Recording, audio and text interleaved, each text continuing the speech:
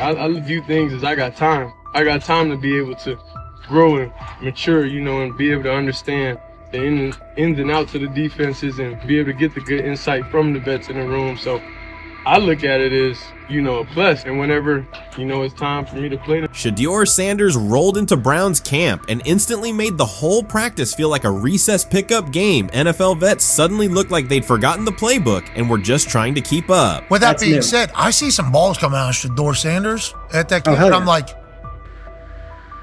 kind of looks like a guy. Yeah, I'm reading. He can sling it. Read the team. I see him, some of the veterans, how they talk to him, mic'd up, see what he's doing in the community. Yep. Talking about Njoku there? Njoku, Mike Nebb.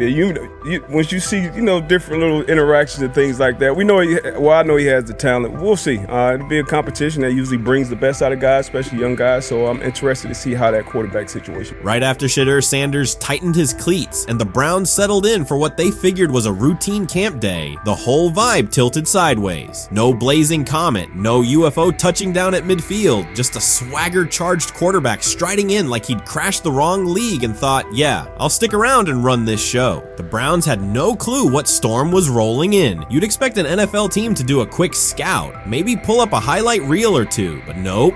They greeted Shedeur with a shrug, only to watch him seize the field on snap one and run the whole operation like a seasoned pro. First and foremost, he's been the best quarterback in camp. Now look, Joe Flacco ain't had many opportunities. There was a whole day I saw he didn't throw the ball at all. Here's my theory on the situation. They already know who's starting in the number 2 is. They already know. Joe Flacco and Shedeur Sanders is already locked up. You're missing the boat, people. You're missing the boat. Your boy, Kenny Pickett and Dylan Gabriel, they're fighting. Shedeur didn't merely clock in, he hijacked the session. One moment he's loosening his arm, the next he's roasting veteran QBs like faded names on busted draft boards. Defensive coordinators everywhere had the same gut punch reaction.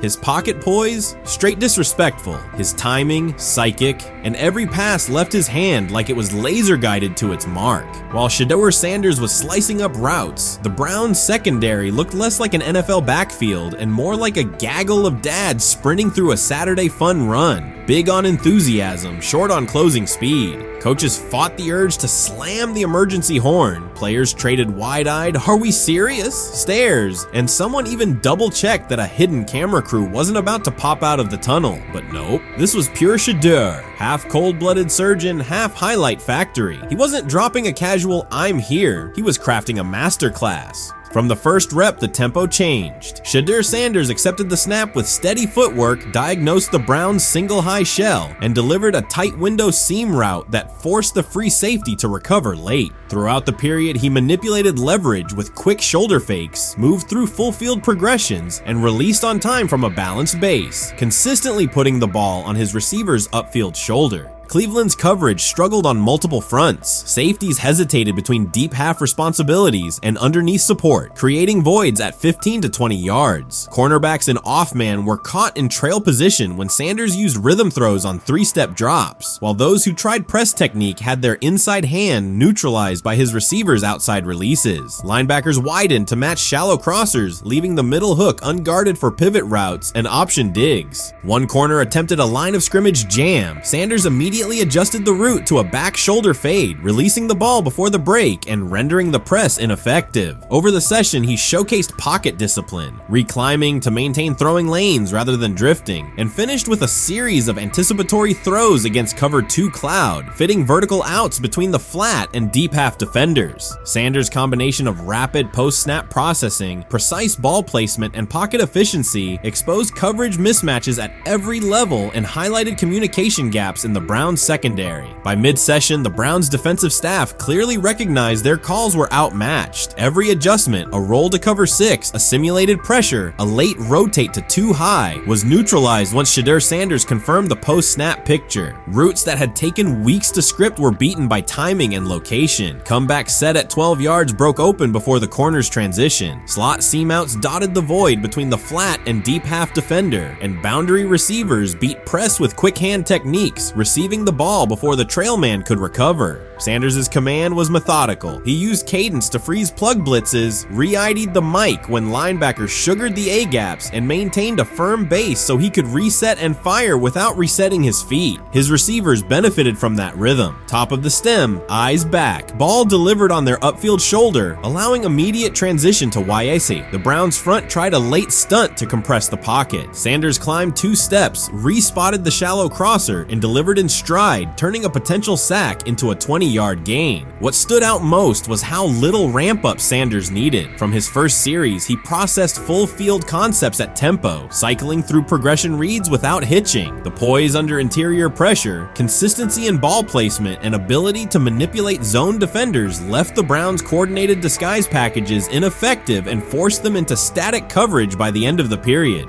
In short, Sanders' efficient mechanics, rapid processing, and anticipatory accuracy rendered Cleveland's defensive game plan ineffective at every level, from pre-snap disguise to post-snap spacing. Imagine there's many people that think Dylan Gabriel's a better quarterback than Shedeur Sanders. I don't care where they were drafted.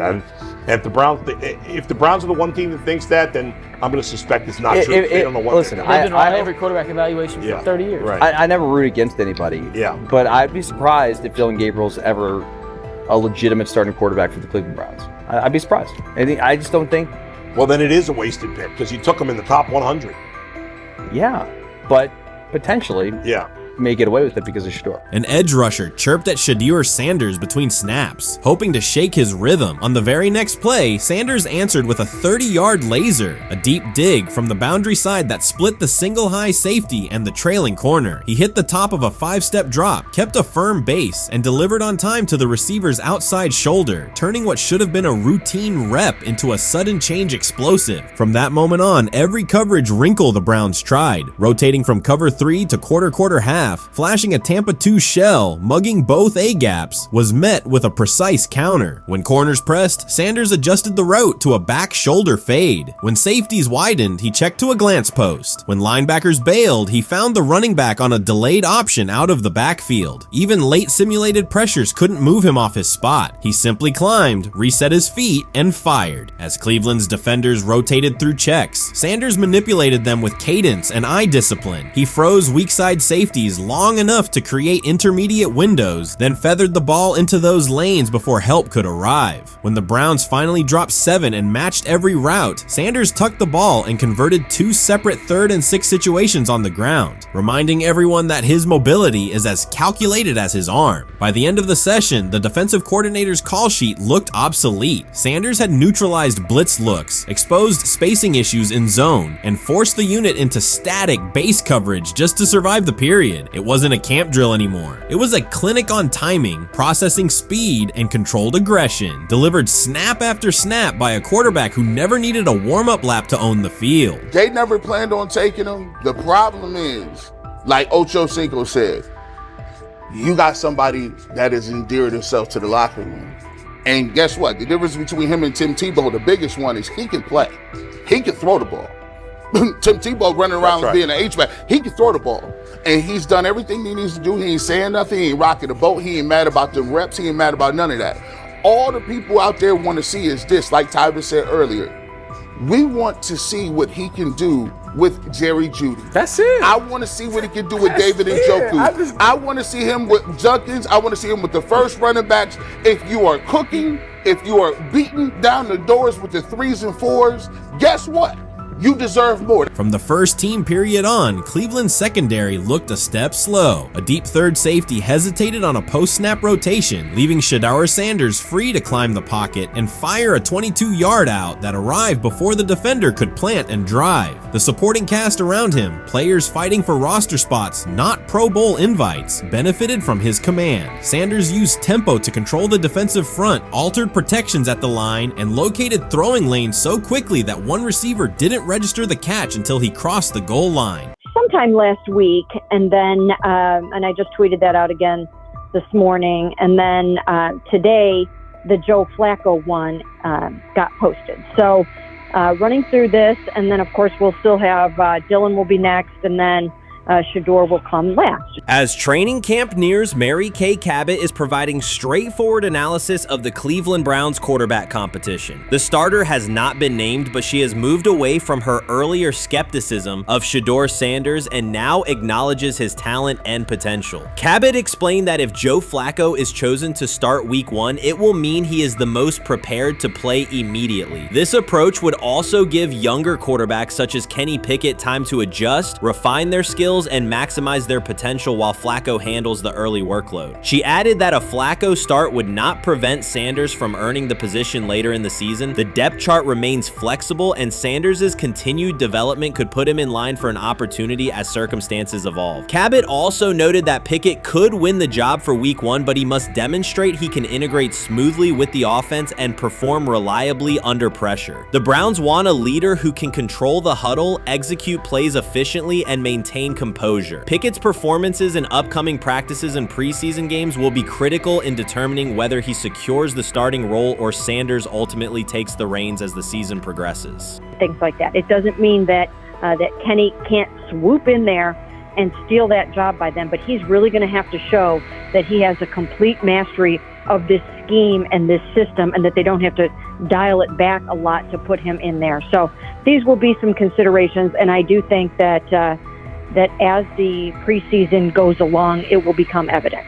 Mary Kay Cabot recently stated that Shedeur Sanders is ready and the Cleveland Browns are monitoring him closely. After a strong showing during organized team activities and minicamp, Sanders has made notable strides in his development. With continued progress, he is expected to return to the field prepared to contribute meaningfully. The Browns coaching staff is tracking his growth, and anticipation about his long-term role is increasing. Cabot added that if Sanders maintains this trajectory and continues to demonstrate poise within the team, he will have a legitimate chance to earn the starting quarterback job. Each practice rep strengthens his case, reinforcing the possibility that his development could benefit both the player and the organization. As Sanders impresses, discussion about his future in Cleveland becomes more compelling. Cabot also emphasized Sanders' advanced understanding of the offense. She noted that his football IQ appears in every drill and that he seems ready to execute the Browns system at full speed. His ability to process defenses quickly and make decisive reads distinguishes him from his peers. With the appropriate opportunity, Cabot believes Sanders could become a genuine difference maker for the Browns. One area Cabot highlighted is Sanders' command of pre-snap adjustments. His capacity to diagnose defensive fronts and communicate changes gives him an edge and reflects high football intelligence. If he translates those reads into consistent connections with his playmakers, he could elevate the Browns' offense significantly. By comparison, Cabot said quarterback Dillon Gabriel is still refining his grasp of complex terminology and play calling. While Gabriel possesses upside, Sanders' comfort with intricate concepts and his ability to manage tight pockets under pressure give him a clear advantage at this stage. Gabriel must sharpen those elements to compete at Sanders' level. Cabot previously reported that Sanders had already earned first-team practice snaps ahead of Gabriel. Her latest update confirms that Sanders is now approved as the Browns' starting quarterback, solidifying the organization's commitment to him as QB1. Expectations are high, and his response to the challenge will be closely watched throughout training camp and preseason. Cabot further noted that head coach Kevin Stefanski authorized Sanders to take expanded first-team reps beginning next month. This milestone underscores Sanders' readiness and the coaching staff's confidence in his progress. As the regular season approaches, Sanders aims to cement his status as the starter, and the competition for that position is intensified. Though Sanders leads the race, Kenny Pickett remains in contention. Cabot stressed that Pickett must prove he can integrate seamlessly with the offense and perform consistently under pressure. His performance over the next several weeks will determine whether he can challenge Sanders for the starting role.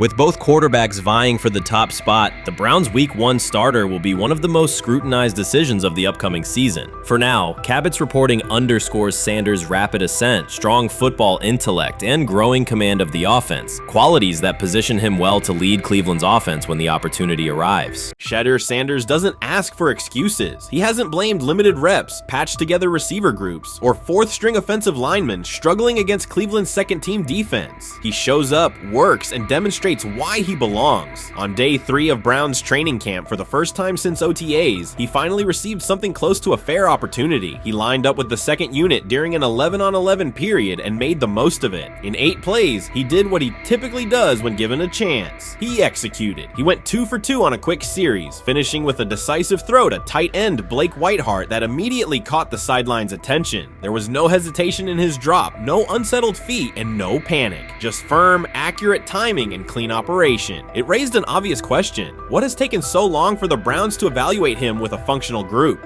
The story isn't only about one throw, it's about the delay before it. Sanders has been the guy for most of his football life, commanding high school programs, starring in the Southwestern Athletic Conference at Jackson State, then operating under national attention at Colorado. For the first time, he's been told to wait. He has treated that reality as part of the job rather than a setback. He has prepared like a professional since the moment he arrived, and on the third day of camp in heavy heat, he let the football represent his case. While coverage focused on the veteran presence of Kenny Pickett and Joe Flacco, Sanders made an impression with minimal volume. The difference with the second team was immediate. Protection held up, routes were on schedule, and progressions unfolded as designed. Within that structure, he looked like the quarterback who led efficient offenses at Jackson State and Colorado. Calm in the pocket, decisive in his reads, and accurate to tight windows. This was not simply a good practice period, it was a clear statement. He was not just operating the script, he was directing it. The timing was sharp, the reads were clean, and the seam throw to Whiteheart was a high-level anticipation throw, professional in placement and pace. The narrative around Sanders should reflect that when he is placed in a workable situation, his strengths are visible. Early work with 4th unit personnel included protection issues and unreliable spacing. With the 2nd unit, those variables stabilized and his work looked consistent with his resume. The performance supported a straightforward conclusion. The evaluation should move forward with higher quality reps. Sanders has been explicit about his approach. He does not request special treatment. He intends to be prepared so that when an opportunity appears, he can step in without a drop-off. He has said he wants to be ready for anything and not offer explanations after the fact. That mindset fits what teammates and coaches have observed. A quarterback focused on the assignment, not the conversation around it.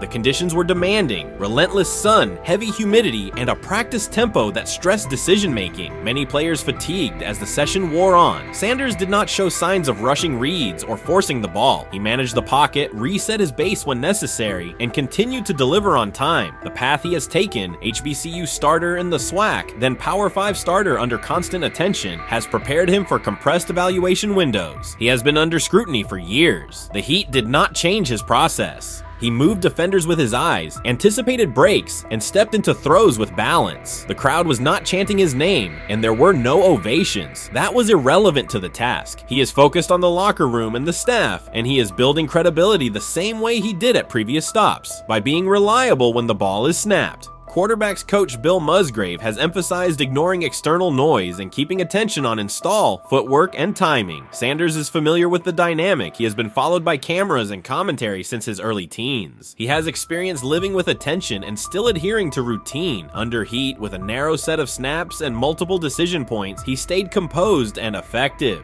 2 speeding citations, 91 miles per hour in Brunswick and 101 miles per hour in Strongsville, became national items. General Manager Andrew Berry characterized the decisions as not smart and stressed that it's not only about driving fast, but about the safety of others. Sanders accepted responsibility, stated that he learned from the incidents, and said he would follow the rules. The attention to those citations did not alter his daily schedule or his practice preparation. He arrived early, stayed engaged, and kept the discussion centered on work.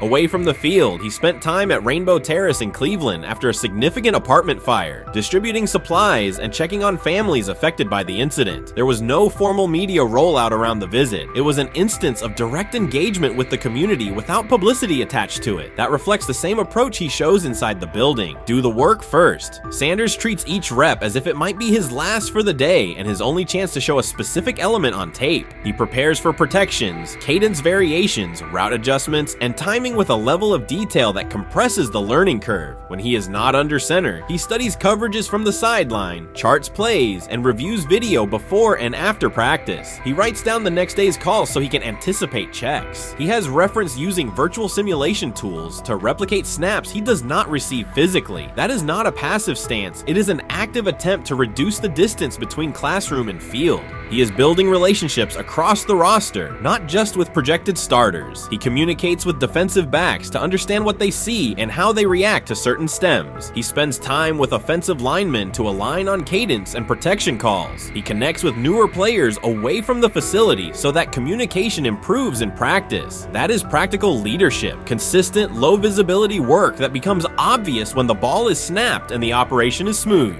3 days into camp, a central question remains. Why hasn't he taken a first-team rep? Flacco has seen work. Pickett has seen work. Dillon Gabriel has been cycled in. Sanders has remained behind all three on the depth chart while producing efficient periods when provided stable support. Head coach Kevin Stefanski has not publicly detailed the plan for distributing first-team snaps among the quarterbacks. When asked, Sanders answered that it is not his place to comment on rotation decisions. That response aligns with his day-to-day conduct, respectful, professional, and centered on the next assignment. The staff is managing a room with a Super Bowl MVP, a former first-round pick, multiple rookies, and a new set of combinations on the offensive line. That creates a set of decisions about exposure, pacing, and evaluation windows. Within that context, Sanders has presented a clear case for additional evaluation. He has shown he can execute the offense as designed when the variables are standard. Musgrave has a long-standing connection with the Sanders family through his time as a teammate of Deion Sanders in San Francisco. That familiarity supports direct communication. It does not guarantee anything about the depth chart, but it does help streamline teaching, feedback, and expectation setting. Inside the defensive back room, veterans such as Denzel Ward have provided perspective on timing, leverage, and eye discipline that Sanders has incorporated into his preparation. He is operating without the immediate family structure that defined his college environment. Away from his brother Shiloh and his father Deion, he is managing his own housing, nutrition, recovery schedule, and all the smaller tasks that accompany an NFL routine. Those adjustments matter because they influence consistency across a long camp. He has treated those responsibilities as part of the job rather than distractions, which is reflected in a steady daily approach. What he showed on day 3 with the second unit was not a surprise to those who have tracked his prior work. It was a continuation of a profile: efficient sequencing, clear timing, and consistent ball placement when protections and routes hold up.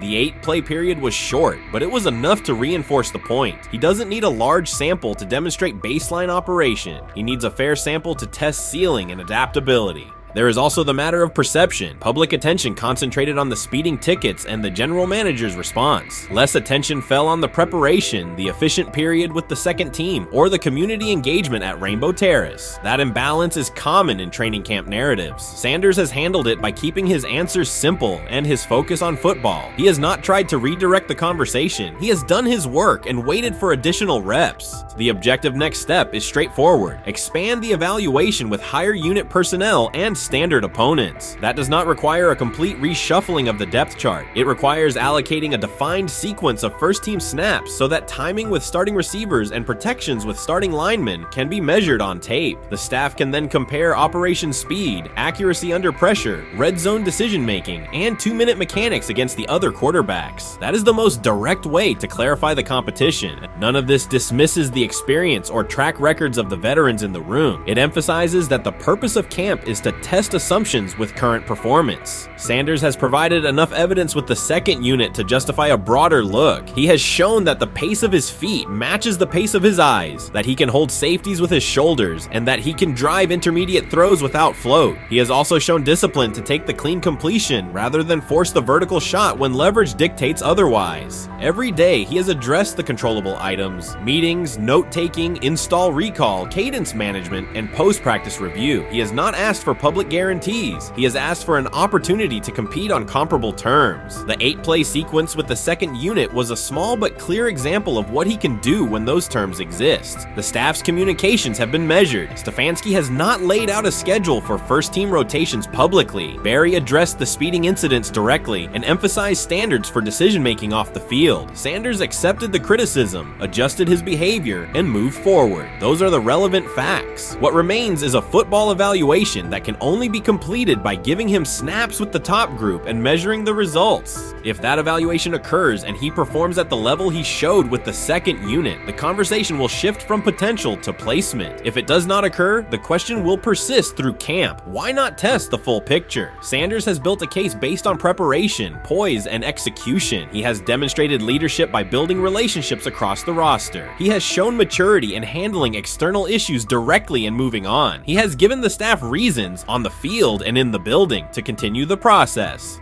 3 days into camp, he has answered everything within his control. He has shown growth, discipline, and consistent operation. He turned early fourth-team disarray into learning, then executed cleanly when moved to the second unit. He kept the discussion on football when outside topics threatened to dominate. He has not tried to win a press conference. He has tried to win every rep. If he continues to stack days like this, the next step is logical. Evaluate him with the starters, document the results, and let the tape determine the depth chart. Until then, he will continue to prepare, continue to compete, and continue to present the same message through his play. He lied to us all when he said that this was going to be an open competition, a four-man open competition when it comes to the QB situation up there in Cleveland, in which, from the looks of it, all we've seen it be was a three-man race.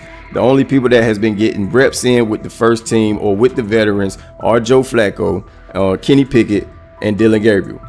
We've never seen my boy Shedeur Sanders get a chance to get in. Even with him doing the things that he has been doing up there, he has yet to get in with the... Shedeur Sanders was caught off guard by Coach Kevin Stefanski's recent remarks, which have sparked talk of bringing in another starting quarterback. Commentators are debating whether Stefanski's comments reflect eroding confidence in Sanders or a brief lapse in judgment, but the rookie now faces intensified scrutiny over his role. The Browns, we got an analyst that says that Shedeur Sanders should have some kind of a ban?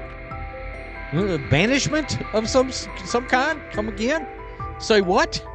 For what? And we've got, this would be more troubling. If I'm a Browns fan, and this is where we're going to start, potential dissension in the ranks of the front office and the coach. And over what? Quarterback. When a program's headline quarterback suddenly becomes the subject of sideline murmurs and quiet searches for replacements, the situation is unmistakable. It's a breach of trust. Shedeur Sanders, the passer who put Colorado back in national conversations with his production and profile, has just received a clear message that his job security is in question. Coach Kevin, the assistant previously considered to be in Sanders' corner, made remarks that ignited speculation about changing quarterbacks. Fans, analysts, and even Deion Sanders are now reassessing the team's unity and its true plan for the position. The comment was no accident. It was a deliberate signal that the staff may soon elevate a backup. For perspective, Shedeur Sanders did not step into ideal conditions last season. He was sacked so often that Colorado could have dedicated a locker to every opposing edge rusher who reached him. Could I possibly go to bat for Kevin Stefanski as a great head coach? No, I couldn't. Could you go at bat against him, saying he's a horrible head coach? No, I can't. I think that's why we fall in the middle. I think that's why in a lot of these discussions, and that's why a lot of the rankings, you see him right now in that 15 to 20 range, somewhere in that middle pack of NFL head coaches. I've said earlier, Kevin Stefanski has already been given more head coaches than any coach I've ever seen in Cleveland. Starting with the decision to move on from Baker and him clearly still having another level to get to in Tampa. Last season, Shedeur Sanders often had to operate behind an offensive line that provided minimal protection, yet he still delivered precise throws and critical drives. At times, he seemed to be carrying a struggling roster almost on his own. Despite the constant pressure, he never complained, never threatened to transfer, and never acted entitled. He remained with Colorado because he trusted the program, trusted his father, and believed in the team's larger mission. That loyalty is why Coach Kevin Stefanski's recent statement that the quarterback competition is wide open struck so sharply. The remark implies that Sanders' starting role is insecure, as though the player who absorbed countless hits while holding the offense together is simply another name competing with walk-ons and first-year athletes who are still learning the cadence. This goes beyond ordinary coach language about fostering competition. It introduces genuine uncertainty about the staff's confidence in Sanders and invites speculation that Colorado is actively assessing outside options through the transfer portal. By characterizing the position as vacant, Stefanski has planted seeds of doubt that could quickly evolve into rumors and undermine the stability of the locker room. I'm sorry, but when it comes to quarterback, I'm going to defer to my head coach, generally speaking, especially one with Stefanski's track record and how he's viewed across the league. So this is interesting because it tells you Kevin Stefanski's not a Shedeur Sanders guy. And it also tells us who made these picks. Exactly. The Cleveland Browns made a rather awkward decision in the NFL draft, opting to take quarterback Dylan Gabriel in the third round well before he was expected to fly off the board. Then 2 rounds later, the Browns took fellow quarterback Shedeur Sanders. So what exactly is going on? Discussion has begun about whether Colorado is actively evaluating another quarterback and preparing for life after Shedeur Sanders. Analysts are debating whether Coach Kevin's move is calculated strategy or a misstep that jeopardizes team stability. Sanders remains a top NFL prospect, Deion Sanders' son, and the program's public face. His highlights dominate social media and his jerseys outsell the team's victories, yet he is once again being asked to reaffirm his position. The issue is more than routine roster management. It intersects with the family dynamics that shape the program. By portraying the quarterback job as open, Coach Kevin signals to both Shedeur and Deion that the staff is willing to move on despite Sanders' stature. For Shedeur, sitting through film sessions while hearing talk of potential replacements adds an unwelcome layer of uncertainty to an otherwise proven resume. The decision may reflect a desire for a quarterback with a different profile, perhaps someone more mobile and system-oriented, rather than a dismissal of Sanders' accomplishments. Urban Meyer's roster history underscores the absurdity. Meyer coached Aaron Hernandez, whose off-field crimes are well documented, along with other players entangled in assaults, academic misconduct, and more. Yet Feinbaum singled out Newton, a national champion, Heisman Trophy winner, and NFL MVP, as the worst. This selective condemnation is not new. When Deion Sanders recently suggested implementing an NIL salary cap to restore competitive balance, Feinbaum dismissed the proposal and called Sanders a hypocrite rather than engage with the substance. The pattern repeats. Feinbaum routinely targets Cam Newton, Deion Sanders, Jameis Winston, Lamar Jackson, outspoken black athletes and coaches, while extending grace to figures such as Nick Saban, Kirby Smart, Dabo Swinney, or Tim Tebow under similar circumstances. Newton is no longer content to remain silent while others distort his story. In response, he laid out an accurate chronology, highlighting facts the commentary networks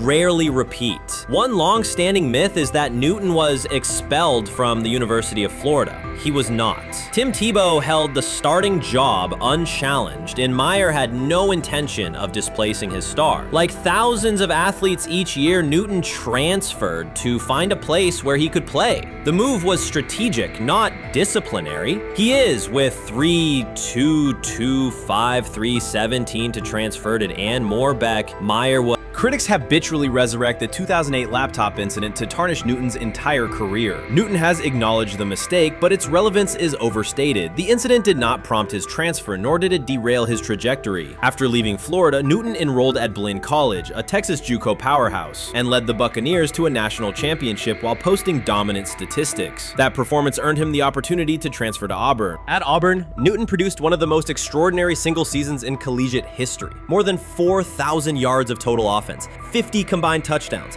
an SEC title, a national championship, and the Heisman Trophy. Achievement compressed into a single year under intense scrutiny. Even that landmark season is recast by Feinbaum as a cautionary tale. He claims Newton ignored head coach Gene Chizik by diving for a goal line touchdown when told to kneel, jeopardizing the game. In reality, Newton explained that the decision was a collective adjustment made in the huddle after reading the defense, while Auburn still held timeouts. The Tigers maintained control and secured the championship. Portraying that moment as reckless serves to recast Newton's success as selfishness rather than leadership.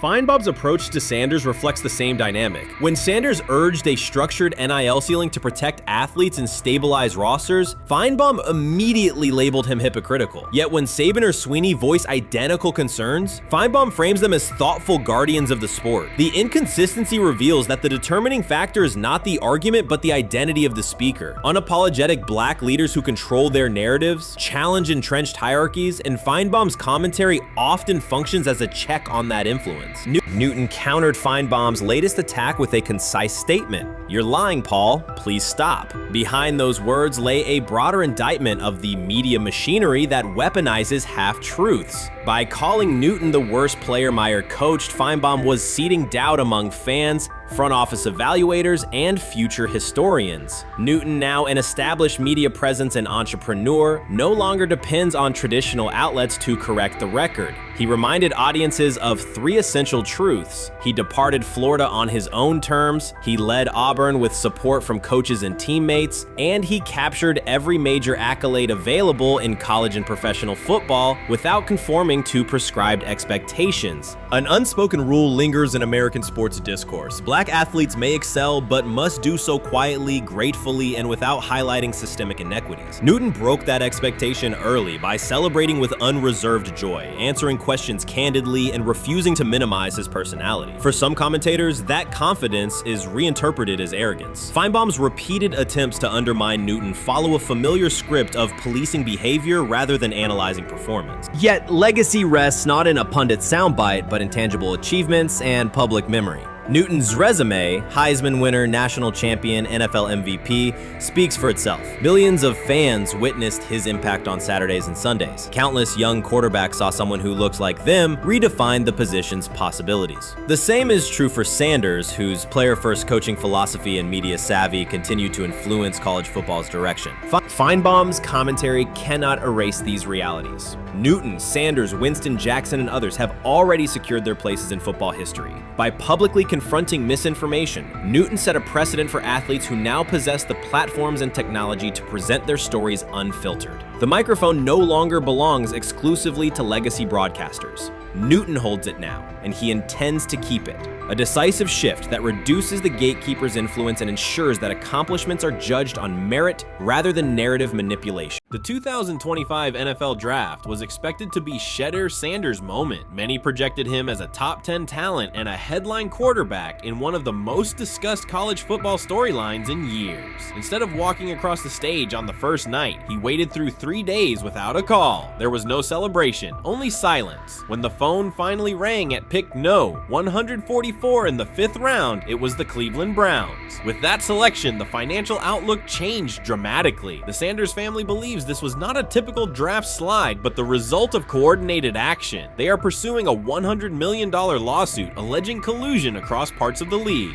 In the months before the draft, Sanders was consistently discussed among the top quarterbacks in the class. Television and digital analysts praised his poise, accuracy, leadership, and command. Scouts highlighted a 74.1% completion rate, record-setting stretches at Colorado, and his rise from an HBCU star to a national figure. Consensus expectations placed him in the first round or early second. Draft night unfolded differently. As picks accumulated, there was little indication that his name would be called. The atmosphere at his private gathering shifted from anticipation to doubt. When the Browns selected him late on day 3, projections for his first contract dropped from an estimated range in the mid-$30 million to approximately $4.6 million, with corresponding reductions in likely endorsements and long-term positioning. According to Deion Sanders and others close to the family, this was not about performance, injury, or conduct. They argue it was coordinated. Attorneys were contacted immediately. The allegation is straightforward. Sanders' value was suppressed intentionally. The family's position is that this was a calculated decision within parts of the league, not an isolated set of evaluations. The legal claims focus on communications that, if authenticated, could be significant. Internal emails, text messages, and owner-to-owner conversations. The family's representatives contend that these materials show a deliberate effort to avoid drafting Sanders in early rounds based on perceived image concerns rather than football merit. One message reportedly under review framed the decision in branding terms. Drafting Shedeur would mean inheriting the Prime brand. The complaint asserts that this view led some teams to discourage others from selecting him unless necessary, not for film-based reasons, but to avoid perceived attention and external pressure tied to his family's profile.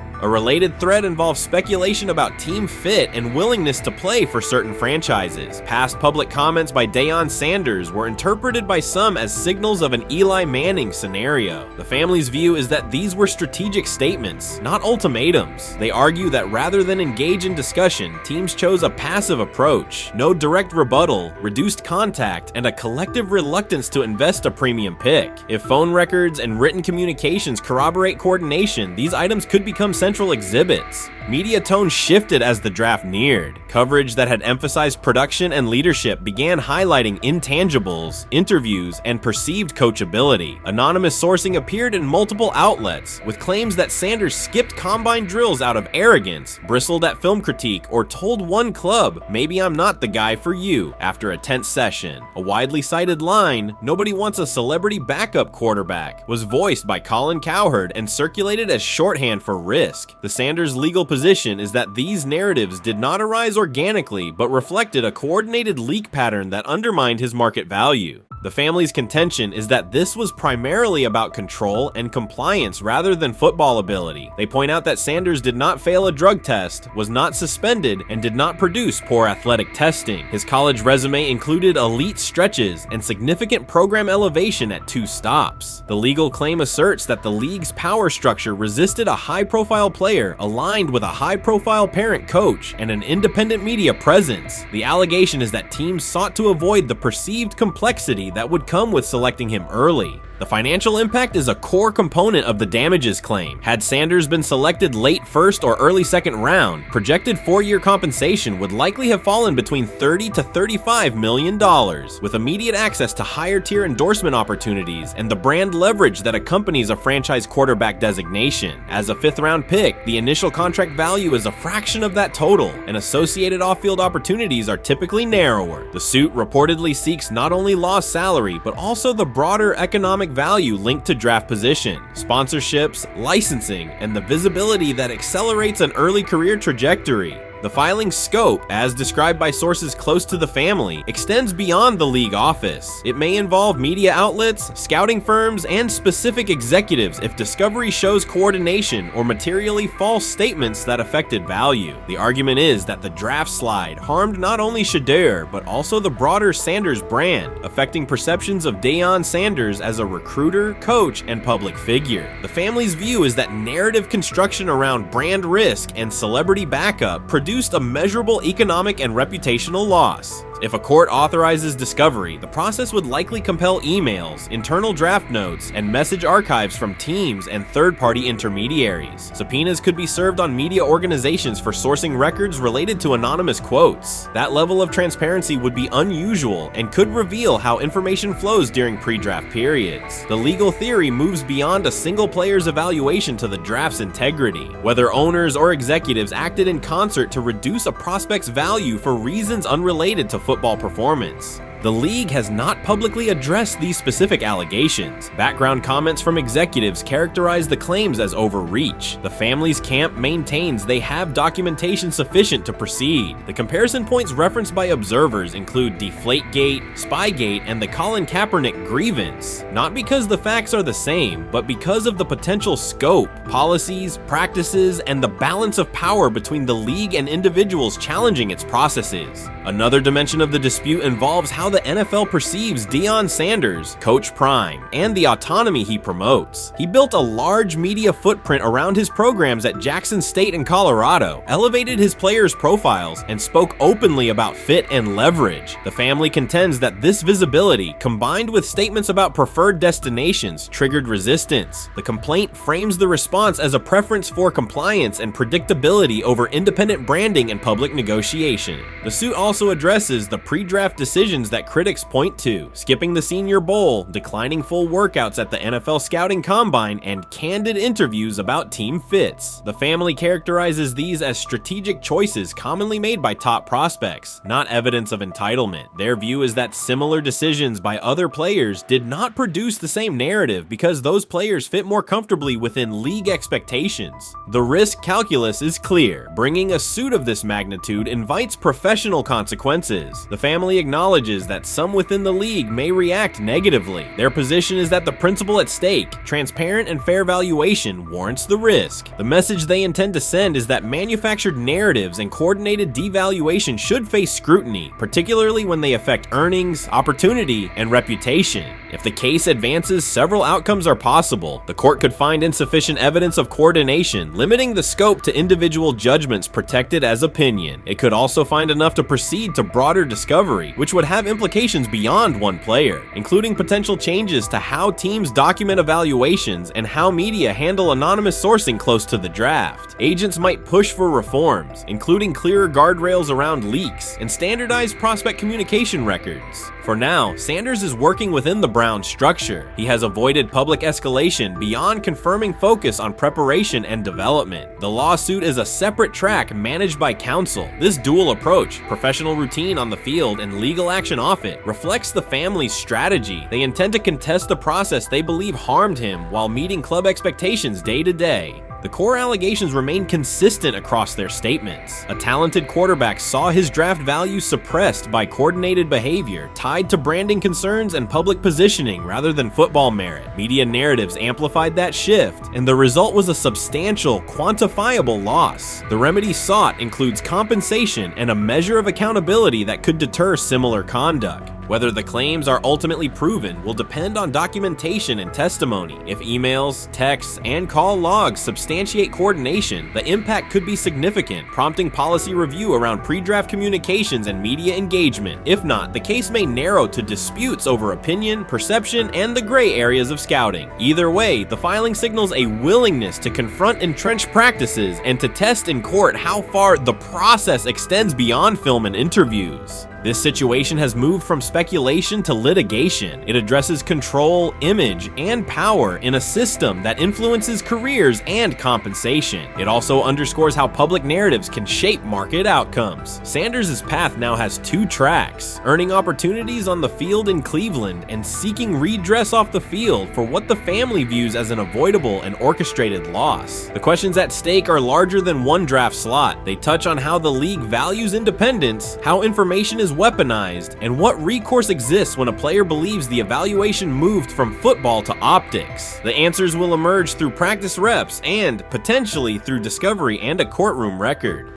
Honestly, guys notice it more when you're out winning games, right? If Cleveland starts off in a bad start, they're not doing well, and all of a sudden Shedeur or Dillon Gabriel are doing well in 7-on-7, they're throwing dimes, and practice drills, the number one defense can't stop them.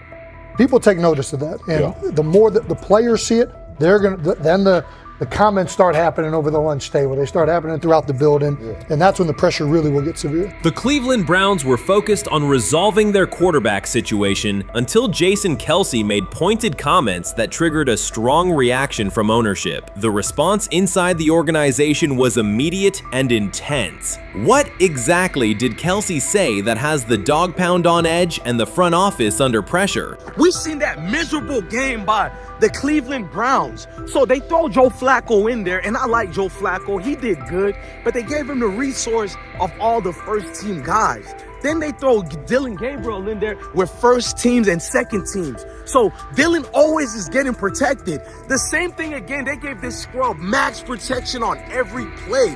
Yeah, he completed some passes, but let's talk about his mistakes. He's still inconsistent with his throws, but he at least had max protection. The Cleveland Browns continue to be defined by inconsistency and avoidable setbacks. Even as fans hoped the organization had turned a corner, Jason Kelce, fresh off retirement, offered a direct critique that reignited doubts about the team's direction. His remarks implied the franchise's structure and decision-making remain unstable and recent progress may not hold. The takeaway for leadership is straightforward: identify core issues, align on a coherent plan, and execute with discipline. For supporters, it's another sign that the problems run deeper than a single season. They throw Shedeur Sanders in there with the lowest cab drivers you couldn't even get on 5th Street. And I'm pissed off, bro, because the play calling was abysmal. Look, even if you don't like Shedeur didn't even get a chance to be trash. Even if you think Shedeur is garbage, he didn't even get a chance to be garbage. That's how awful the offensive line was. Kevin Stefanski still doesn't want to give Shedeur second strings and first strings reps. Why is that? Browns ownership's response shifted from measured to urgent. The pattern is familiar in Cleveland. The team once treated Johnny Manziel as a franchise solution, retained Hugh Jackson for a second year despite results, and invested heavily in Deshaun Watson through a costly trade and contract. These decisions reflect aggressive but poorly aligned planning. The outcome has been continued instability instead of sustained progress. That this was the guy that they wanted to start. He's seasoned, he's experienced, he still has a big-time arm, even at his age, and they open with the Cincinnati Bengals. They wanted that experienced guy. He was always going to be the guy. They were not going to start Dillon Gabriel or Shedeur Sanders in week 1. Kenny Pickett had a hamstring injury. It makes it easy to go with Joe Flacco. And the question isn't and wasn't going to be who's the starter in Cleveland. The question is, who's going to be the backup in Cleveland? Who's going to be the number 2 quarterback when they open the season against these Bengals? Fans still show up season after season, expecting improvement and bracing for setbacks. The usual pattern has been early optimism followed by a gradual collapse. But last season was different. For a sustained stretch, the Browns looked organized and competitive, resembling a functioning team. Couple days, 3 days until roster cutdowns, how do you feel about that? Do you feel like you belong here on this team? Obviously, I think overall as a player, I feel like I put in the work. I feel like everything I do, I try to do it to my best, and that's all I ask for. So I feel like everybody feels like, they should be on the team, and if you ask anybody on the team, would they feel like they belong, in their own eyes. So I feel like I do, but I'm my own player, I think about myself in a high regard. The front office entered the offseason confident. Kevin Stefanski was being praised, and the Dog Pound believed the team had made real progress. Then Jason Kelce delivered a pointed assessment that cut through the optimism. Fresh into retirement, the former Eagles All-Pro and Super Bowl champion said Cleveland still looks like a team patching over issues rather than building a durable contender. Kelce's view was direct. The Browns' structure is fragile, and the roster is too dependent on perfect health at quarterback. He argued the team is one injury away from losing continuity and sliding backward. Because Kelce has operated inside a stable, championship-level organization, his comments carried weight with players, media, and fans. The reaction was immediate. People took his critique seriously, not as outside noise, but as an informed evaluation of how a successful team should be built. Ownership also felt the impact. Jimmy Haslam's response shifted to urgency, a sign that leadership recognizes the stakes. The criticism arrives in the context of prior high-risk decisions, especially the fully guaranteed $230 million commitment tied to Deshaun Watson. Watson has missed time and shown inconsistency when available, and the contract has constrained flexibility. Kelce's remarks highlight why depth, alignment between the front office and coaching staff, and a clear contingency plan at quarterback are non-negotiable. The takeaway is straightforward. Cleveland must convert last season's progress into a stable framework, protect the quarterback, deepen critical positions, and establish a plan that survives injuries and short-term setbacks. Without that, the games that fueled optimism will remain temporary. If you're a betting man, who do you think starts for the Browns at quarterback? Okay, this is the situation. Kenny Pickett, they actually traded for him. Joe Flacco, no one's bringing Joe Flacco in the building thinking Joe Flacco's going to be the starter. If Joe Flacco is your starter, you got a problem. You have a huge problem. And if they were saying Shedeur was the starter as the 5th rounder, you got a real problem too, because he passed over all these guys in these reps in the offseason in shorts, in bikini shorts, Speedos and stuff. No. That kind of stuff. So I'm not that surprised. When you put down a 3rd round pick on a quarterback, you do believe he has a certain skill set. Jason Kelce stated the obvious. Cleveland committed to a quarterback who hasn't played at an elite level in years, and Joe Flacco's playoff run didn't change the long-term outlook. Ownership appeared more upset that the criticism was public than by the substance of the critique. Many fans agreed. They've seen this pattern before. Rosters age, injuries are inevitable, and when a single contract dominates the cap, one setback at quarterback can undermine the entire season. Kelce's broader point was about structure. The Browns prioritized the high-cost, uncertain starter over depth and contingency. The late-season surge masked issues that remain: limited cap flexibility, thin depth at key positions, and an offense that lacks a credible plan B. Fans recognize how quickly a strong defense can decline with injuries, and how an offense without redundancy stalls. The AFC North raises the stakes. Baltimore with Lamar Jackson sustains a top standard. Cincinnati with Joe Burrow returns to contention when healthy. Pittsburgh rarely slips below .500 under Mike Tomlin and wins with defense and consistency. In that environment, Cleveland can't rely on perfect health or peak form from one player. The path forward is clear. Diversify cap allocation, reinforce the offensive line and receiver depth, carry a legitimate backup plan at quarterback, and install a scheme that functions regardless of who is under center. Given what we saw yesterday with Shedeur Sanders, somebody on the Cleveland Browns is 100% getting fired, probably by the end of this year. The person who's probably going to end up getting fired is Kevin Stefanski, because I know that he didn't want Shedeur Sanders on the team. It was Andrew Berry who made that pick. you can't really go against your GM. Bad things happen in this situation. But Shedeur Sanders is not without fault for what we saw yesterday. This is the play that we saw yesterday that has the internet just exploding, where Shedeur Sanders took like a 24-yard sack.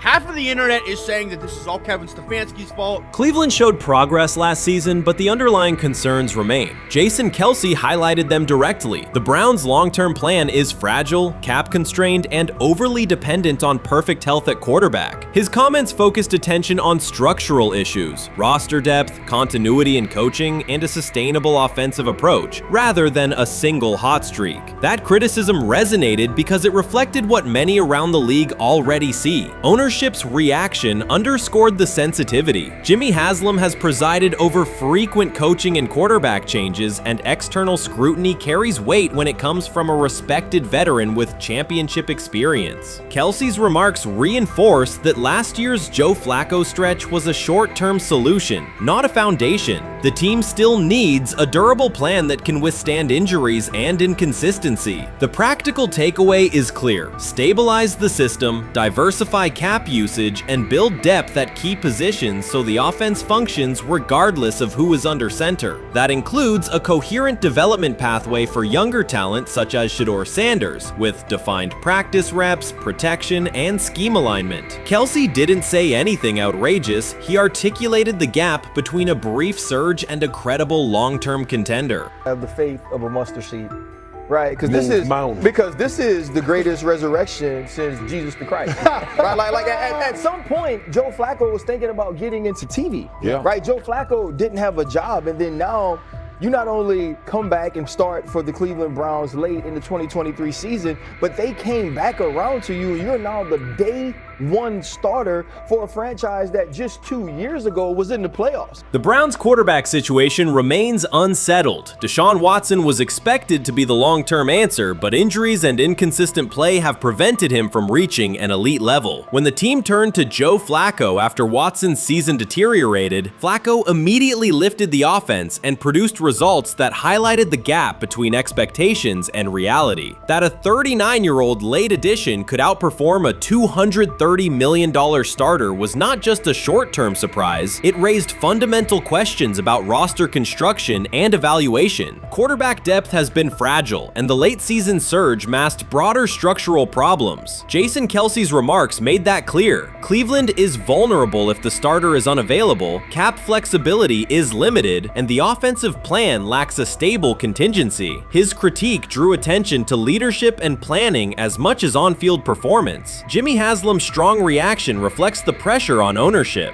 The organization has promoted a message of stability and progress, but Kelce's assessment suggested those gains are not yet durable. The path forward requires a realistic approach to the cap, a credible backup plan at quarterback, and a system that holds up regardless of personnel. While much of the NFL community attended the ESPYs in Los Angeles, Shedeur Sanders spent the day in Cleveland with families recovering from a residential explosion. He did not seek cameras or a red carpet appearance. He chose to be present in a neighborhood working through loss. Weeks earlier, an explosion at the Rainbow Terrace Apartments in the Garden Valley neighborhood displaced more than 100 residents. Local officials reported that 42 families were left without housing. A father suffered burns over most of his body and remained in a coma. His 2 young children were hospitalized in critical condition. The damage extended beyond structures. Families lost possessions, stability, and routine. Cleveland City Council member Richard A. Starr described the moment as a family fighting for its future. Outside of local reporting, national attention was limited. Sanders decided to go to the site, meet residents, and help organize a day focused on relief and connection.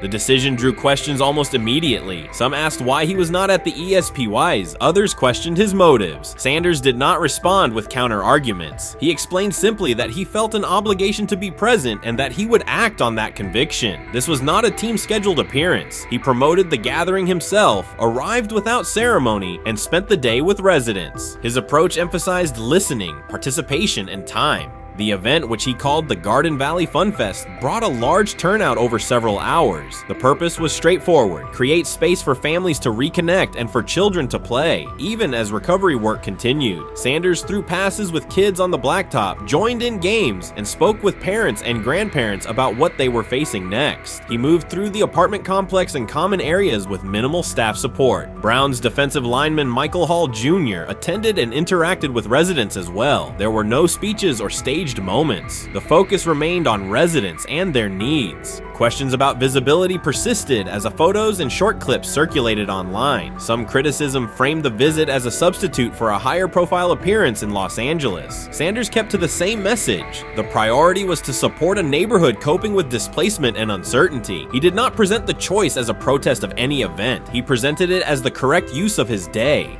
When local media asked about his intent, Sanders said his goal was to provide families with a day of enjoyment and a reminder of community. He added that financial support can help, but that showing up in person also matters. Standing with people, listening to them directly, and offering time. The statement matched the structure of the day. He stayed on site, remained accessible, and left the focus on residents rather than on himself. The timeline mattered to him as training camp approached. Sanders did not connect the visit to his role on the depth chart or his draft position. He kept references to football confined to preparation, learning the playbook, protections, cadence, and timing, seeking guidance from veterans, including Joe Flacco, and staying ready for opportunities when they come. He has repeated that he has time to grow and intends to use it to learn the system and earn trust. The visit did not alter those priorities. He returned to his regular schedule the next day. Since arriving in Cleveland, Sanders has treated community work as part of his responsibilities. Before his jersey went on sale, he visited schools, including John Marshall High School, speaking with students about goals, accountability, and effort. He set public objectives confidently, such as long-term aspirations for the franchise, but paired them with routine work in the building, meetings in stall, film, and on-field reps. The day at Rainbow Terrace fit that pattern. Identify a need, show up, contribute, and avoid unnecessary attention. For residents, the FunFest provided a brief reprieve from ongoing challenges: housing transitions, school logistics, medical appointments, and the paperwork that follows an emergency. For teammates and staff who observed, it was an example of a rookie investing time locally without seeking a headline. For Sanders, it reinforced how he plans to operate in Cleveland: be consistent, be present, and let actions speak.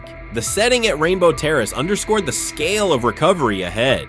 Families described the first weeks after the explosion: nights in temporary housing, efforts to replace clothing and essentials, coordination with agencies and community groups. Sanders moved from group to group, speaking with parents about their immediate needs, greeting elders who came to watch the activities, and encouraging kids who wanted to throw a football, run races, or take a photo. He kept the schedule flexible so residents could arrive and leave as they were able. Community partners and volunteers handled tables for supplies, simple games, and refreshments. There were no sponsor banners or organizational pitches. Residents organized as they usually do, checking on neighbors, guiding children, and sharing updates. Sanders' role was clear: participate, make time, and listen. The presence of a recognizable player brought energy, but the purpose remained practical: create a normal afternoon in a place that had not felt normal since the blast. Online reaction covered the full range of opinion. Some posts praised the decision and the event's tone. Others questioned why a rookie would skip a high visibility awards show.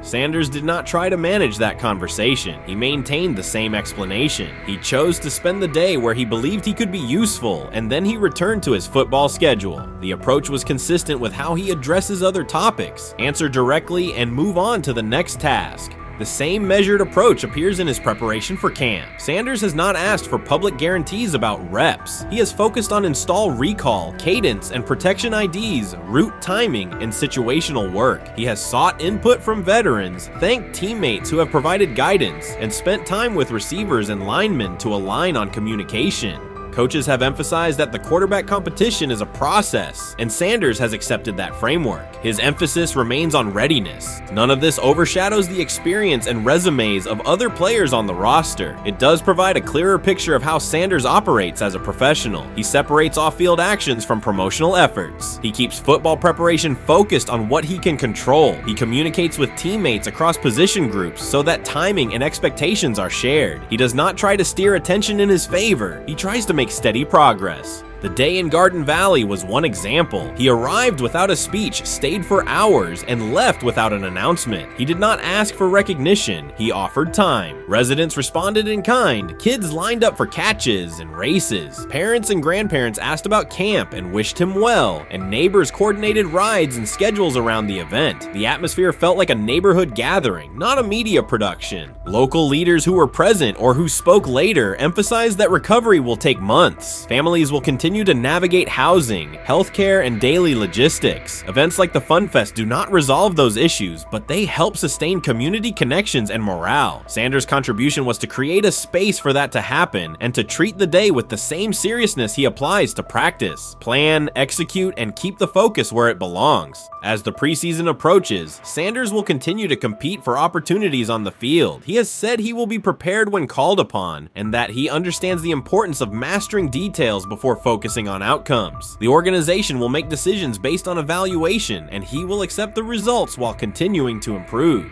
The off-field choices will remain consistent, identify needs in the city where he lives, and contribute in direct, practical ways. The core elements are simple. A neighborhood suffered a significant loss. Residents faced immediate and ongoing challenges. A rookie quarterback chose to spend a day there, without a press conference, without a schedule of talking points, and participate in a community-led event designed to give families a break and remind children that play still has a place. He provided presence, not a headline. He listened more than he spoke. He returned to work the next day. In a league and media environment that often prioritize visibility, Sanders made a different choice. He kept attention on people, not optics. He placed value on time spent in person rather than on appearances. He continued to build trust in the locker room and in the city through steady conduct rather than declarations. That approach, measured, direct, and consistent, will shape how he is viewed in Cleveland as much as any public statement could. The outcome of his football career will be decided on the field by installations learned, reads made, throws delivered, and games played. The outcome of his role in the community will be measured by smaller, quieter moments. Afternoons like the Fun Fest, school visits, and unannounced stops where listening matters more than being seen. For Cleveland residents at Rainbow Terrace, the takeaway from that day was straightforward. Someone who represents their team showed up, stayed, and participated without fanfare. For Sanders, it was the same.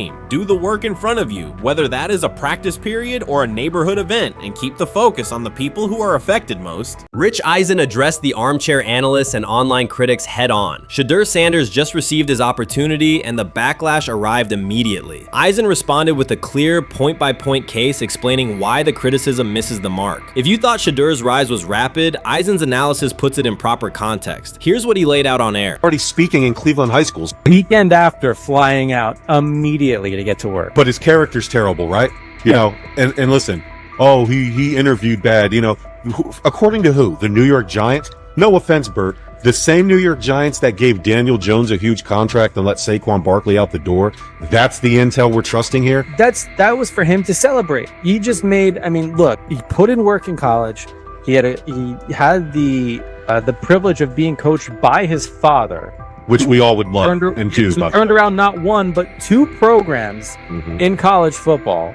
And then literally for any athlete, being drafted at the highest level is a success story in itself. Rich Eisen delivered a direct response to the critics. He addressed the online claims reducing Shedeur Sanders to Deion Sanders' son instead of evaluating him as a quarterback on merit. Eisen challenged those assumptions and refocused the discussion on performance, preparation, and opportunity. Say Kenny Pickett had strained his hamstring.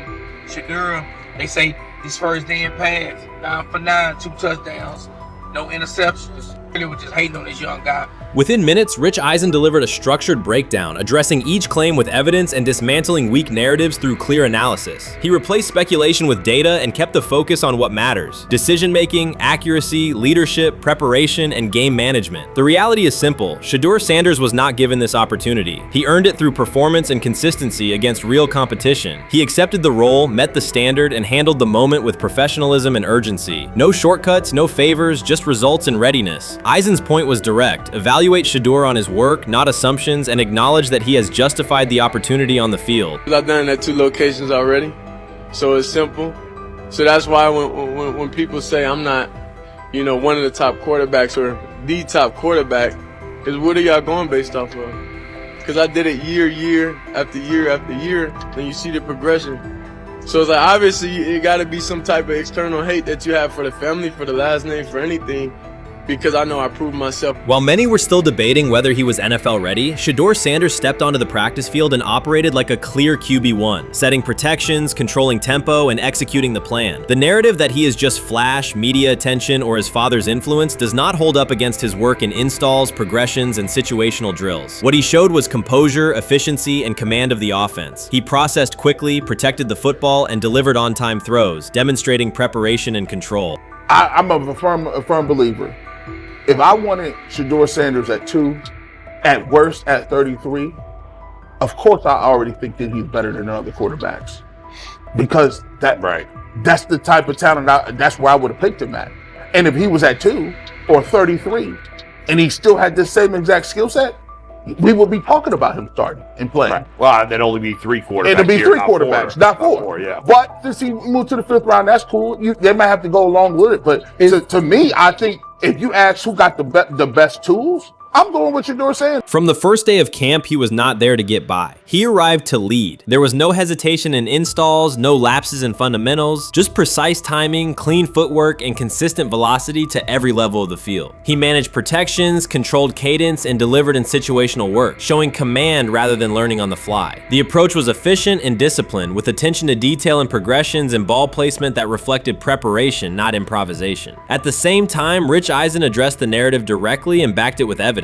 He laid out clips, context, and performance markers to cut through speculation. Eisen emphasized that Shedeur Sanders did not step into this moment because of publicity. He built toward it through sustained work, resilience, and results. The background, media readiness, high football IQ, and a professional approach was developed over years, not days, and it translated to immediate operational control of the offense. The resistance came from familiar places. Some in the traditional guard still frame mobile quarterbacks as limited and expected the nepotism label to define him. That view did not hold up against what was on the field. Composure under pressure, secure decision-making, accurate throws into tight windows, and consistent execution in red zone and 2-minute sequences. Eisen's point was clear. Evaluate Shedeur Sanders on performance and readiness. The evidence shows he earned the opportunity and is meeting the standard with accountability and consistency. Yeah, teams didn't draft him because they didn't think he was first-round talent.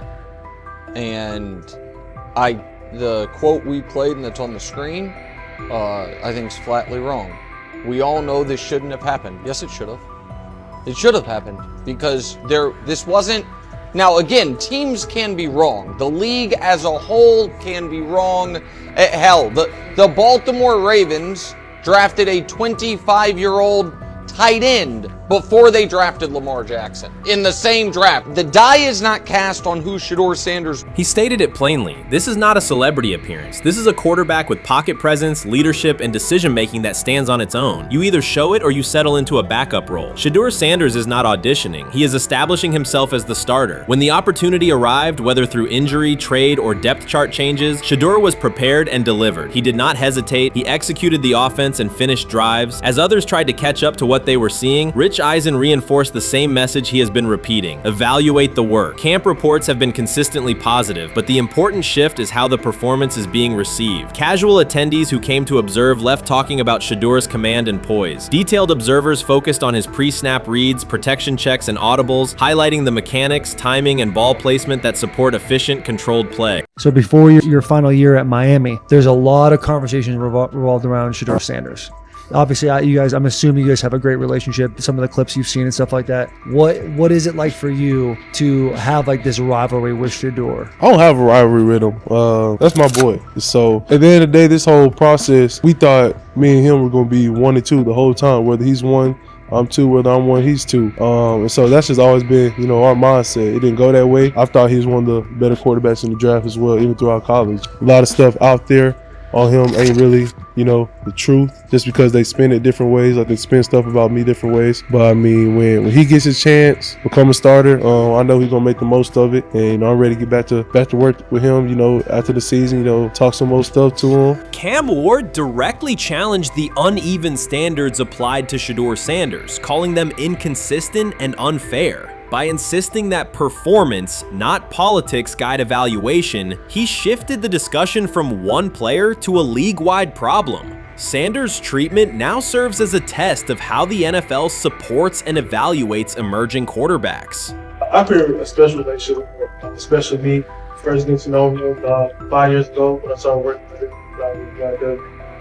But it did surprise me because he's a good quarterback. It doesn't get a lot of the credit that he deserves, especially the plays that he made in Colorado. A lot of quarterbacks in the country are making those plays. And so when he gets this opportunity, I'm pretty sure having soon today that he'll make sure he'll make plays on the field. Cam Ward's public challenge to the treatment of Shedeur Sanders brought the issue into clear view. For months, discussion around Sanders has centered on his profile, major compensation, a prominent Nike deal, and the expectation to stabilize a struggling franchise. Rather than a standard evaluation of a top prospect, he has faced sustained skepticism from analysts, fans, and league voices. Ward's comments underscored that the standards being applied to Sanders diverge from those used with other rookies. By stating it directly, he did more than support another quarterback. He identified a broader problem in how the league responds to young players with significant visibility. The takeaway is direct. Assessments should reflect on-field performance and development, not external narratives. Generational talent.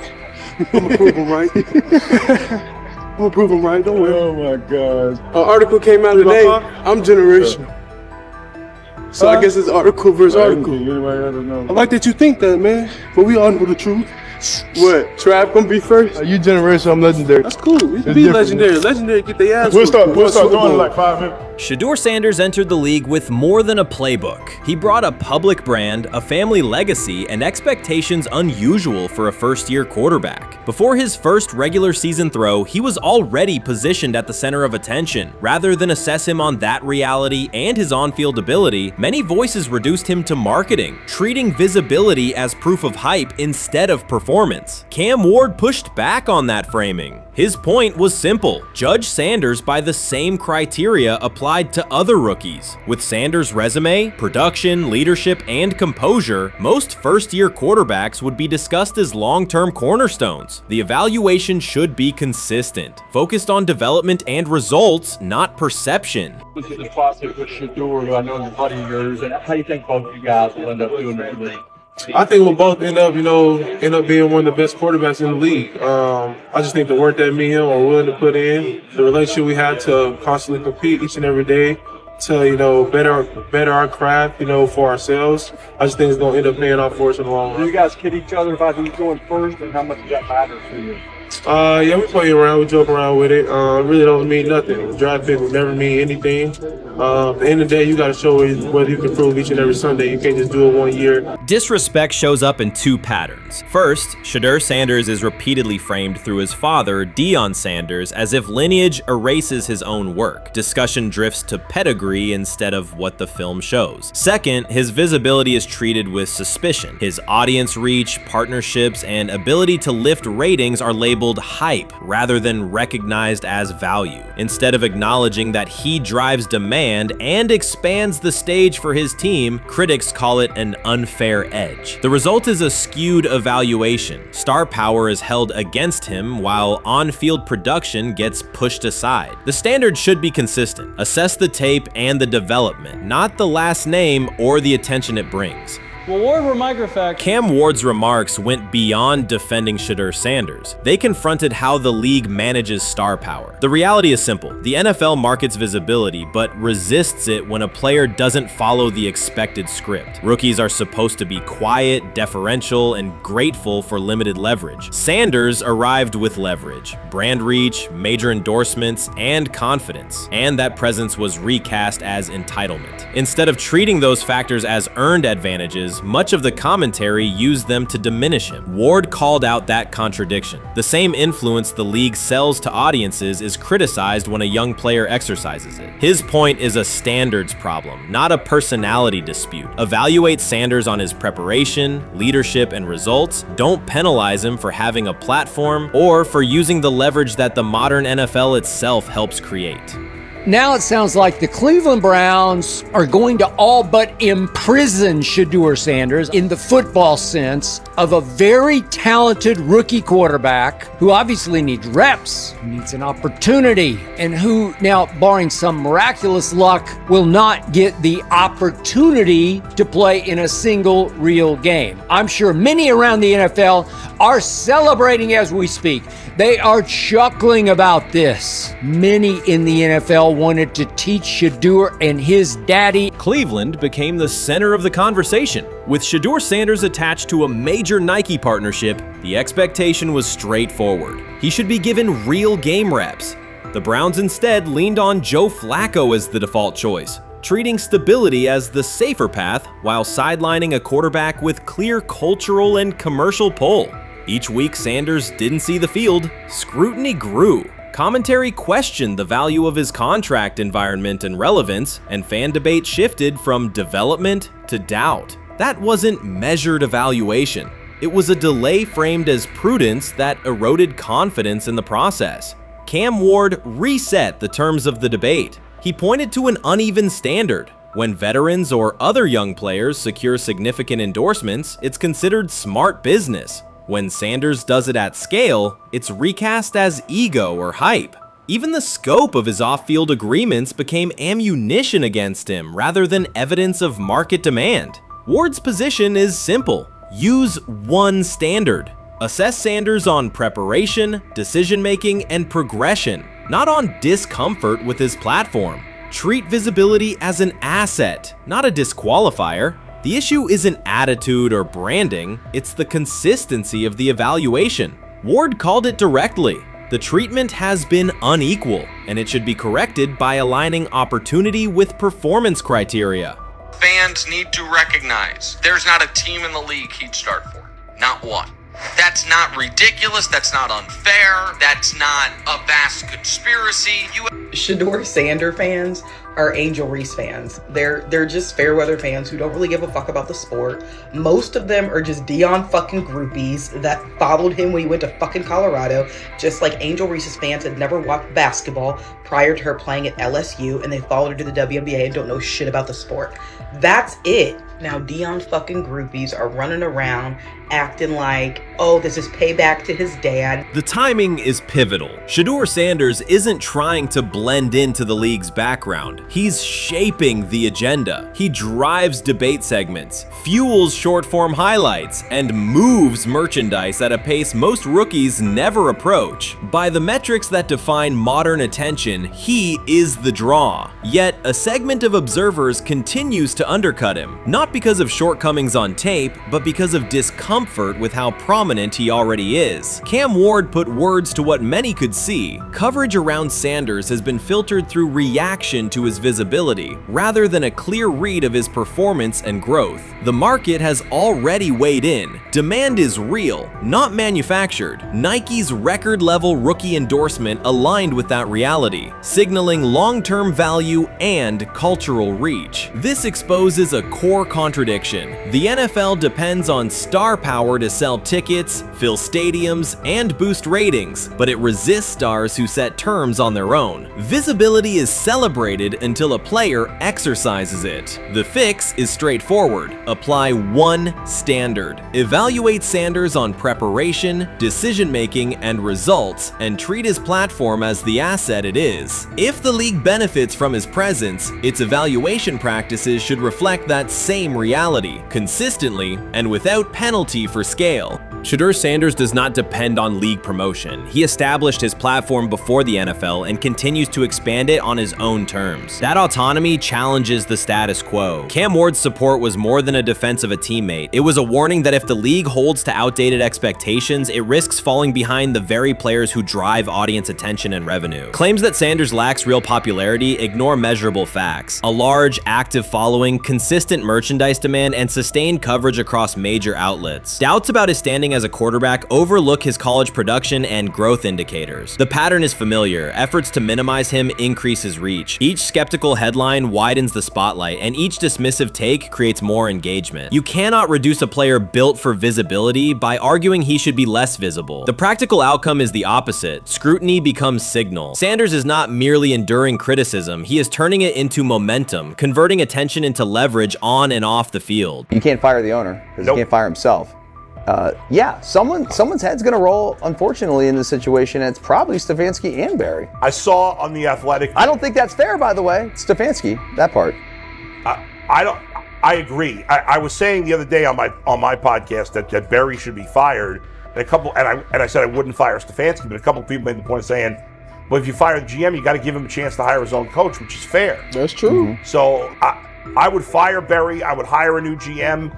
If that GM thinks Kevin Stefanski's a good coach, wants to stick with him. The situation in Cleveland has escalated with the NFL. Sources indicate GM Andrew Barry is prepared to move on from head coach Kevin Stefanski if he refuses to elevate Shedeur Sanders. The Browns are weighing a major quarterback change. Leadership appears to be aligning behind Sanders and pushing for immediate action. This is a high-stakes decision about control and the team's direction. I think it's unfair for me to comment in I guess, maybe on behalf of the industry. All I can say is this, the time that we spent with Shedeur, and what he's done throughout his college career is impressive. He's an impressive young man.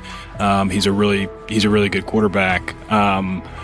Sometimes, fit comes into play. And I'd also say this, there are 4 more rounds of the draft. And then maybe lastly, it's less about where you get picked and what you do after you get picked. That's really the most important thing. Getting to know him over the course of the spring, he has a ton of resolve. Andrew Barry appears to be at a breaking point. Pressure from fans and within the organization to play Shedeur Sanders is intensifying. Barry is pushing for a move towards Sanders, while head coach Kevin Stefanski remains cautious about altering the depth chart. The divide is clear. One side wants acceleration, the other a measured rollout. The organization is under heavy scrutiny, and the focus has shifted to when, not if, Sanders sees the field. Has the 4th highest odds of any head coach this season to be fired. He's clearly on the hot seat. It's been a discussion for really a couple years now, dating back to last season's 3-win season. And he's always had kind of hot and cold seasons. And now the sportsbooks are saying he's 4th on the list. Number 1 is Mike McDaniel of the Miami Dolphins, Brian Dable of the Giants at 2, Shane Steichen at 3, and there is Kevin Stefanski plus 650 to be fired. This has moved beyond tension to outright stubbornness. Rather than elevating Shedeur Sanders, the staff has chosen Dillon Gabriel. The current depth chart looks less like a forward plan and more like resistance to change. Fans have been clear about who they expect to see, yet the organization keeps delaying. Every week without a real evaluation of Sanders slows development and blurs accountability. Cleveland is choosing a conservative approach when a decisive decision is needed, sending a message of uncertainty to both the locker room and the city. Now being the 3rd string quarterback for the Cleveland Browns, was that so much was made out of unbelievable. He actually made the team as the 3rd string quarterback. Like that was a big deal. Like that was somewhat of a surprise to a lot of people. He should have been the 1st pick in the draft. Kevin Stefanski appears to be doubling down to validate his approach. Despite sustained demand from Browns fans to see Shedeur Sanders reflected in chants, merchandise, and constant discussion, he continues to keep Dillon Gabriel in front on the depth chart. The decision functions as an assertion of control rather than a response to momentum. Even with clear signals from the fan base, Stefanski is staying with Gabriel and delaying a full evaluation of Sanders. It is a deliberate choice to maintain his plan and pacing, not to accelerate change. Cleveland is prioritizing continuity over recalibration, keeping any transition to Sanders on hold. But yeah, the Browns are in a tough spot. They have wasted. You traded a ton of high draft capital to get Deshaun Watson. You've gotten nothing out of Deshaun Watson and missed an opportunity. Like, who knows who they would have drafted? Now, maybe they would have screwed up those picks and the Browns would still be in bad shape.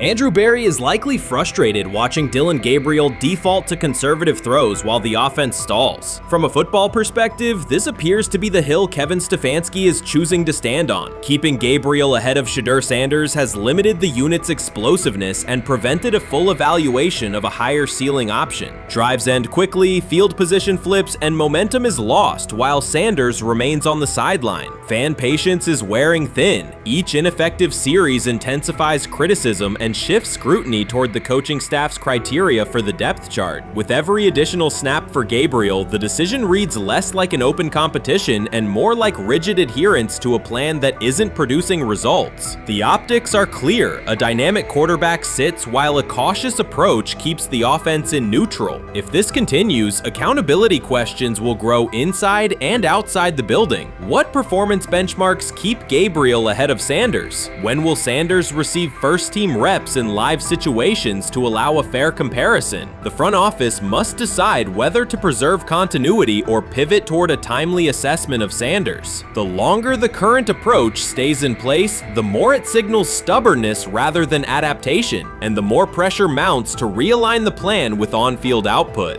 I honestly see it happening if the Browns lose a bunch of games. Like if they get 5 wins or less, I see the report coming out now that Stefanski will be fired. I don't want it to happen. I want the Browns to be good, win a bunch of games. I think that they're going to be a team that is slept on and can at least get 7 wins, which is why if they don't, I see Stefanski getting all the blame for that, and there'll be a new coach in Cleveland. Because their players, to me, are there once again. We've talked about the incredible rookie class. The approach in Cleveland lacks consistency. One week, Andrew Berry signals he wants Shedeur Sanders on the field. The next, Dillon Gabriel gets the reps and the plan stays conservative. Through it all, Kevin Stefanski shows limited urgency despite pressure on his job security. Fans are asking for an offense that can push the ball, change field position, and produce points. Instead, the unit leans on short throws and cautious sequencing. Gabriel's play keeps the ceiling low and momentum static, while a full evaluation of Sanders is postponed. The result is growing frustration and a clear disconnect between the front office, coaching staff, and expectations in the stadium. The NFL tried to teach him and his father a lesson. You don't act like that. You don't talk like that before a draft. We'll show you how our game is played. We will watch you plummet all the way. I think he would have gone undrafted except for that owner in Cleveland. And he is the key to everything because he is something of an against-the-grain maverick owner. He's kind of a wannabe Jerry.